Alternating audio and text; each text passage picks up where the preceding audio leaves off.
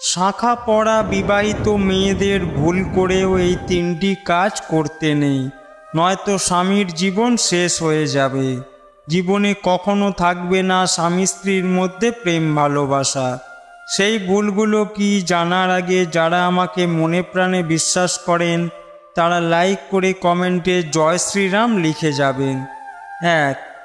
এমন কিছু বিবাহিত মেয়ে রয়েছে যারা শাঁখার বদলে গহনা পরতে ভালোবাসে। এমনটা করলে স্বামীর জীবনে বিপদ ঘনিয়ে আসে, সেই সম্পর্কের মধ্যে থাকে না কোনো প্রেম ভালোবাসা। 2. জীবনে ভুল করেও কোনো বিবাহিত মেয়ের শাঁখা পরবেন না, এতে করে দুই বিবাহিত মেয়ের জীবন নষ্ট হতে থাকে, স্বামী অন্য মেয়ের দ্বারা আকর্ষিত হতে থাকে।